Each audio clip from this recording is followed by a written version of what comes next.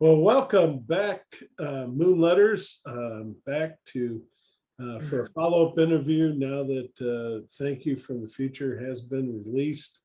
And definitely thank you again for taking some time out to interview with us. Um, Fantastic new album. Every track on the album is worth experiencing. I've enjoyed playing it a lot all summer. And let's go around the room real quick and everyone introduce themselves and we'll go from there.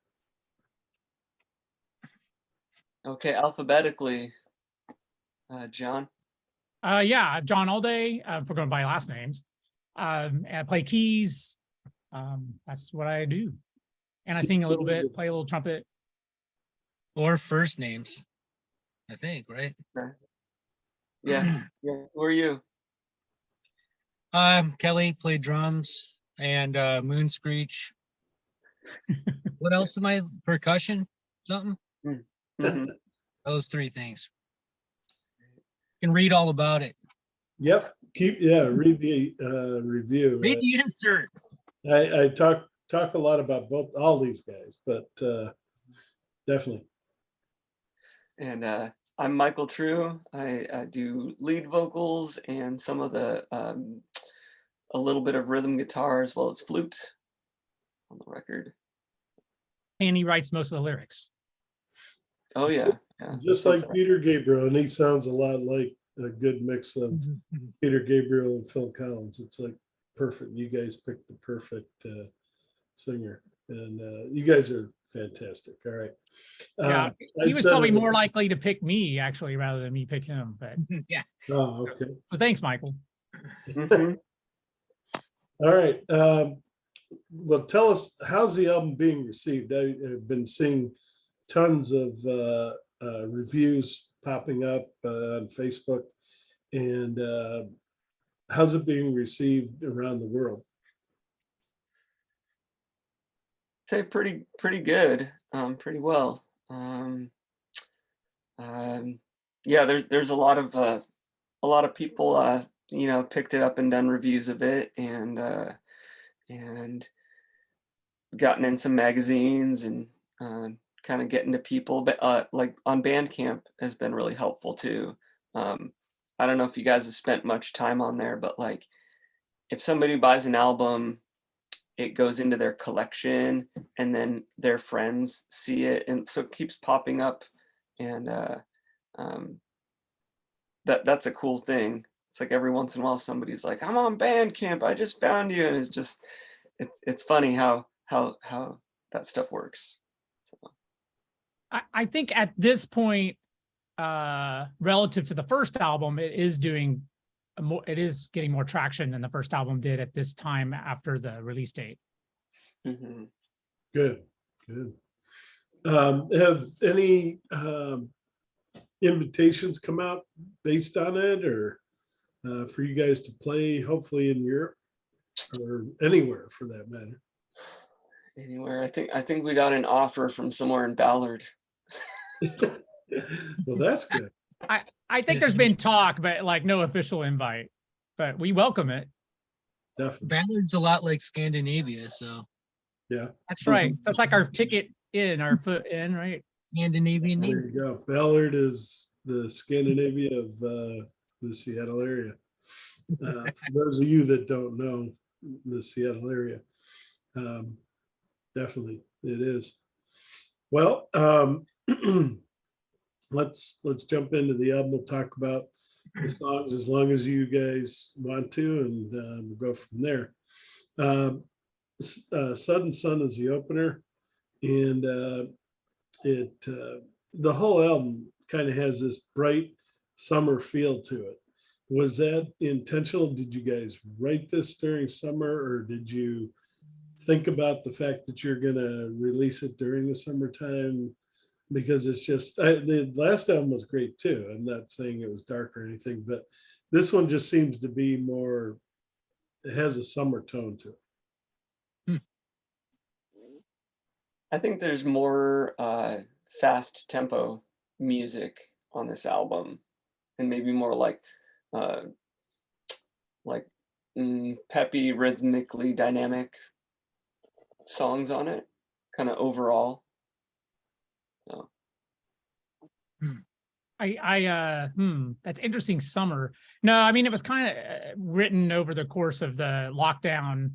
And then we fleshed it out after we could actually meet in person. So I don't think we had any type of season in mind when we were writing it, but maybe we were hopeful for subconsciously a springtime field or summer field where we just run out and be happy and talk to everybody. I don't know. I was sitting in front of one of those vitamin D lamps for months. Oh, yeah. For anyone that doesn't know about Seattle, which I can't imagine anyone hasn't heard, we had a very long winter and fall and winter, and we're hopefully getting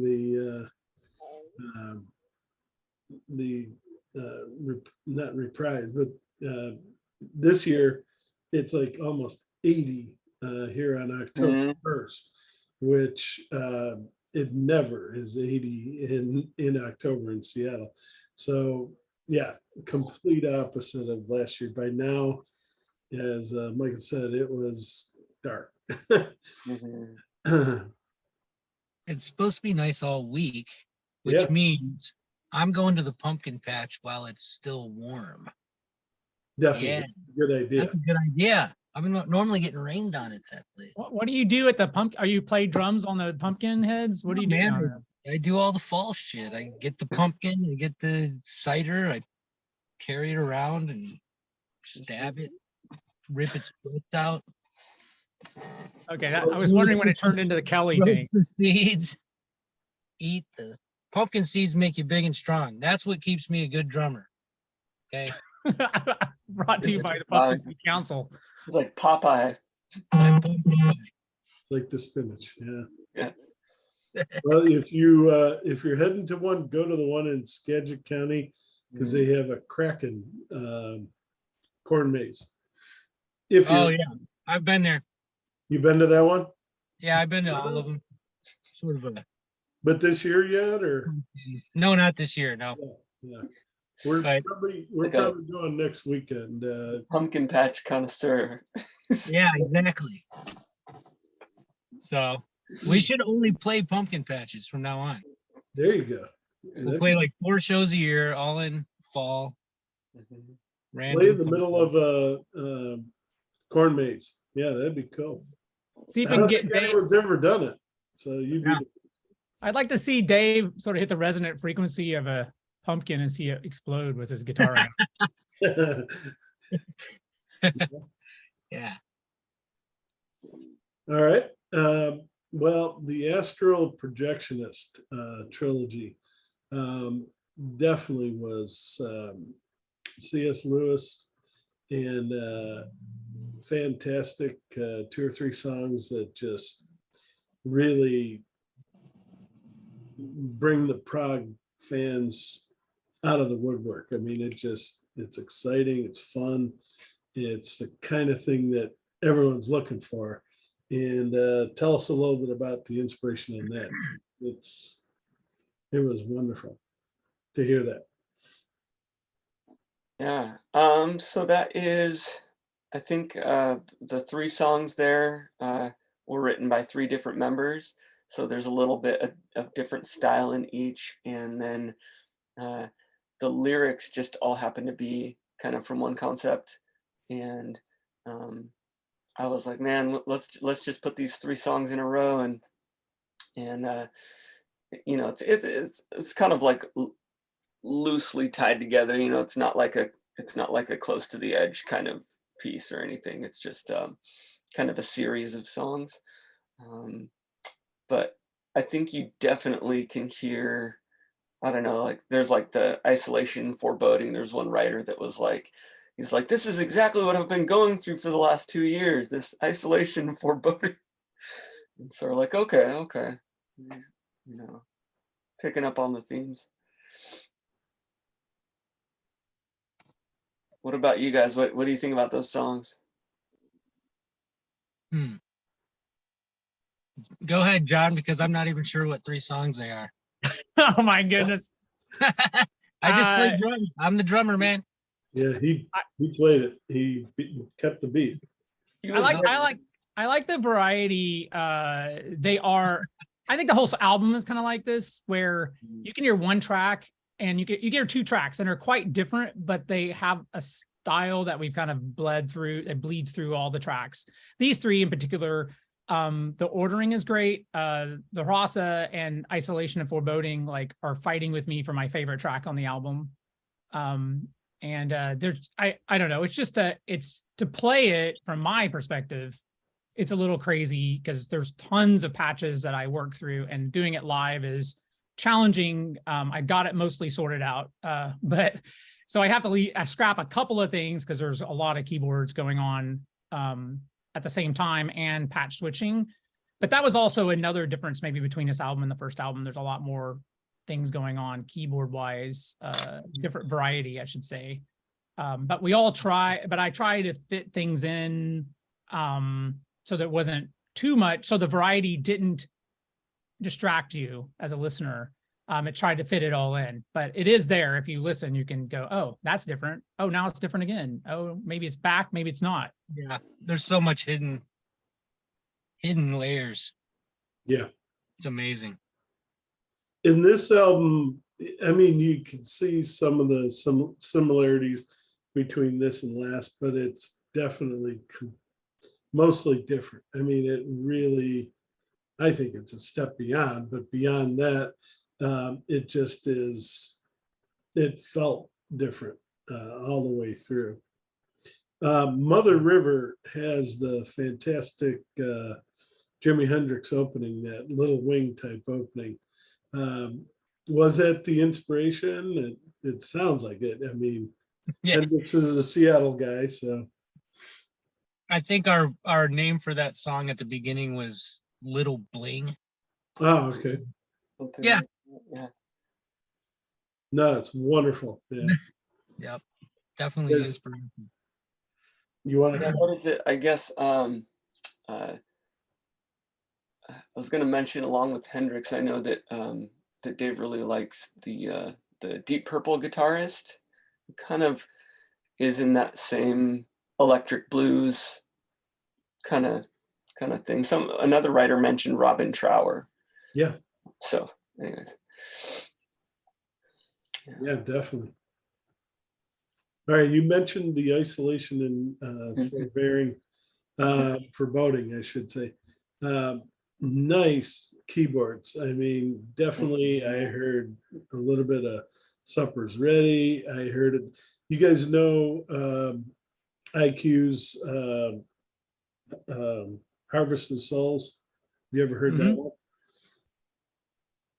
I think I was John last. probably has heard that one. I've heard it. I don't own that one. I own most of their other stuff, but I don't have the complete collection. Yeah, I like IQ a lot. I don't know if I can quote anything off that album, but certainly I've enjoyed their stuff. I guess the first album of theirs I've had is Seventh House or Seventh House. That's a good one. Yeah. Great keyboards in that one. Oh yeah. Well, yeah, he's a genius as well. Can't think of his name off the top of my head right now, but used to listen to him all the time. Used to listen to them, and Well, they had, so the current keyboardist, he's been with them like 11 years or something, or maybe a little bit longer. Nick, maybe I met him. The former guy. Right. The former guys who you're talking about. So I was just going to clear Oh, out. sorry.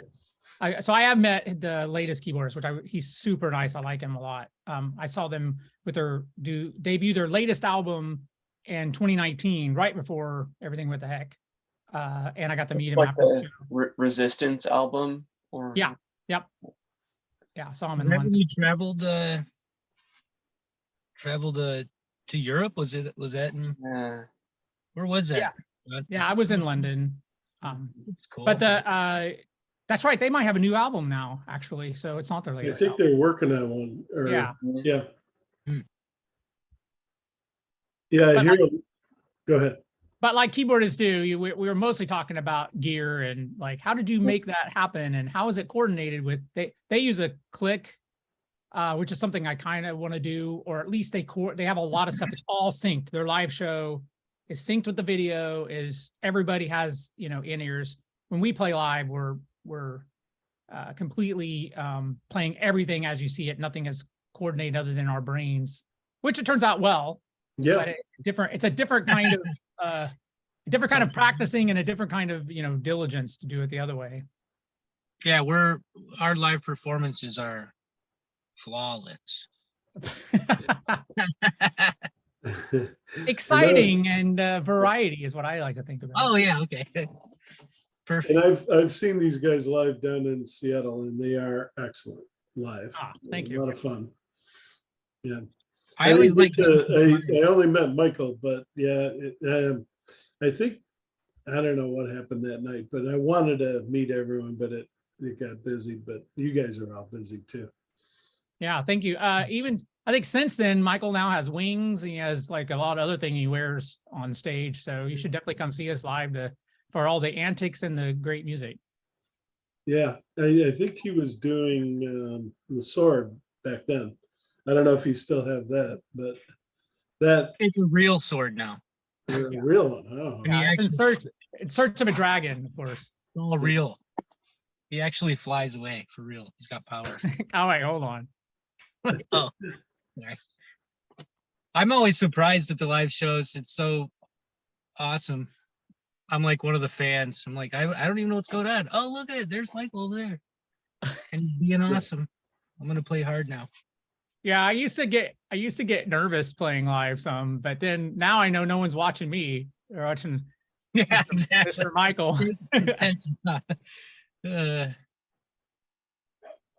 wonder. Yeah. Yeah. That might make Michael more nervous. Sorry, Michael. No. No, he's a pro, bro. Yeah. Fearless. Yeah. All right. Child of Tomorrow. That is my favorite song, probably. One thing I did notice is some of the guitars sounds a lot like throughout the album. Sounds a lot like the names are just not coming to me today, but from Kaipa, the lead guitarist, who's very famous. Ronnie Stotts. I can never say his last name. That's him. Is it Royne or Royne? Sorry, Royne. Sorry. Yeah. But it has that Kaipa sound. I mean, you're not copying him or anything like that, but I don't even think Dave knows that band. I would guess. I don't know. Never know. But yeah, it does have that sort of. It has a little bit of a different edge. This album than that high pitch peak to it that I like it. I mean, I love Kaipa's music, but yeah, that would have been Robert Cheek, who recorded the album. Kind of like reached out to a couple colleagues of his, and what's this album missing to make it sound authentic, like prog rock, like more vintage, and they actually added a lot of high end to the cymbals to sort of copy what they were hearing on other albums in the genre from 70s, 80s. Well, I thought he kind of upped the treble to hear your like really fast, articulate sort of like hi-hat and yeah, that makes a huge difference on the quality of the album, in my opinion. Mm-hmm. So yeah, it sounds just so good. I want to give that guy a hug. Oh yeah, I've hugged him before, but Robert did an excellent job recording and mixing. Yeah. But how about the song itself, Child of Tomorrow? Where did that come from? It's just, to me, it's perfect. It's the best. I mean, I like them all, but that one really, the minute I heard it, it was like fantastic. I watched a introduction to salsa YouTube video so that I could come up with a drum beat. Oh yeah. But I've never played a song like that before. I really like it. I love that song. So Yeah, I want to say like there's a kind of like a rhythmic pattern in the acoustic guitar that I feel like the first half of that song is based around. And I heard that pattern. For me, it was like on oh gosh, uh, it was on an old Aphrodite's Child song, you know, Mhm. that Vangelis's Yeah. first band or his first big band. Um, and so it's kind of like a like Greek folk sort of strumming pattern. And you can also hear it like in Beatles songs and other stuff, you know, like, and I was kind of tuning into that. So I thought that would give us kind of a different style thing. There was some writer last week, a guy was doing a review, and he was like, "This is so strange. They're doing bossa nova." Yeah, So, that's what it was. I was you know, we try and do a little bit of this and a little bit of that, and see how we can fit it into our overall style. So, um, Well, further down in my notes, his name finally popped up here. The guitar on Yesterday Is Gone reminds me a lot of Michael Holmes. That's the lead guitarist for IQ. Name Ah. just didn't pop, but there it is. And that that and Fate of the Alcorn are also. That one is Fate of the Alcorn is epic. And the pipe organ, thank you very much for that. I really appreciate that. I mean, someday we gotta, there you go. Someday, speaking of Washington and all that, if you ever get out to Orcas Island, they actually have a huge pipe organ. You've probably seen what I'm talking about. When we went out there, I went to try to look at it again. I saw it way back in the 90s, but the maintenance guy actually said that the roof they put too many things on the roof and the roof is kind of collapsing over it. And so they're renovating that. But he said, within a couple months, you'll be able to go back and listen to it again and just get in there. It's like a full wall of pipe organ. And if you like pipe organ like I do, I would love for him to just play something like, God, it was just on the tip of my head here. Jerusalem. I would love to hear Jerusalem played there. It would just be unbelievable. That would be awesome. I thought you were going to say Toccata and Fugue, but That's not bad either. Yeah. But have you been there? Do you know what I'm talking about? I haven't. I'm intrigued. Yeah, definitely. I'm telling you. I love pipe organ. I'm going to try to sneak in some more. Excellent. You would love this place. It's the Rosario Resort. So when you go out there, go to Rosario Resort, and I think it's in the basement or something like that. And it's just probably a wall and a half. And the guy will, with your knowledge, you'll sit there and probably talk to him all day long. But if the same guy is there, I mean, that was in the 80s. I don't know if he's still there, but just unbelievable. As far as I know, it's one of the best pipe organs in the state. I mean, Nice. It's huge. So Kelly, you were laughing a little bit there. What was that about? Oh, I just remember how loud the pipe organ was at first. And I was like, holy shit, dude. Yeah, When it came in, it was like, we had these mammoth mixing sessions. So all the tracks mixed at the very end, like for one day, we'd be a little bit all out of kilter. And so that was one where I'm like, keep turning, or maybe I wasn't saying, but somehow we got the pipe organ really loud. Turn it up, turn it up. And the next day it was like, oh my God, it's all pipe organ shrilling. And it was amazing. But yeah, that's what I was laughing about. Also, I was laughing at two things simultaneously. In Yesterday Is Gone, you wanted to do the fireworks and the crowd. Yeah. And then Dave, I was kind of like, oh, okay. And but then I came around and I was like, that's kind of cool. But then Dave was like, I'm not into the crowd. Well, I was listening to Space Bag the other day and there's a crowd. there's like cheering crowd. Like, I think Dave's complaint was that the crowd was not quite right. And he's Oh. right. We just didn't have yeah. So in Yesterday Is Gone, coming into right after the middle section, there's the victory synth is what I call it. So the middle section represents everything just gets destroyed or whatever yesterday blowing up.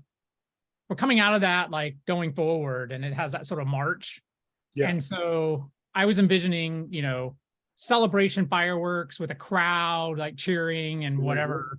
And we got several samples of things and tried to get it all worked out. And it was close, but I think it was probably the right move, but maybe we'll have a live version of it sometime and we can actually get the crowd and fireworks going on and record it. Yeah, that'd be cool. So, I thought it was really funny that he had the crowd on one of his other albums. Oh, right. Like That was busted, like, right? you bastard, busted. he snuck it in, yeah. So what's next for you guys? Do you have some tour stuff coming up or solo albums, solo projects? I mean, you just released this, so it's probably gonna be what, 2 years before you sit down and start working on the next one, or do you have a list of stuff you're ready to go with? Well, John wasn't there, but just at our last practice, we started working on new material. So Oh, excellent. I would assume that we would be, doing an album every 2 years seems like too much dies down. If you want to stay current, it's better to try to release an album every year, in my opinion. But year and a half, something like that. So I think that me personally, I want to start working on new stuff for sure. And but yeah, I play drums and there's only 5 pieces, so it's a lot easier. 2 arms, not 10. So Yeah. Yeah. Yeah, definitely. I think we're starting to think about some new songs, and we'll probably start hashing out a couple of them in the next few months here. And I think just we've been trying to make some new connections, whether that's kind of getting distributed in some more countries or possibly even signing up with like an indie label or something. So we've kind of been looking at that. So all of that takes time, Yeah, definitely. Anything else you guys want to add? No, thank you. Please seek us out and listen to us. Please, guys, this band is excellent, and there are not that many new prog bands. I mean, it doesn't seem like that are doing not the same stuff, but that are doing like classical mixed with modern. And yeah, please seek these guys out. It is a hell of an album. And the first one was very good as well, and I'm sure they're going to have more soon. It sounds like, I can't believe you're already ready. That's excellent. That's good news to hear. I think that there was a couple songs that actually got nixed that could be worked on as well. We got some in the pipeline for sure. Yeah. Nixed for time. Yeah. Not because of content. Yeah. Exactly. Yeah. We actually we already ordered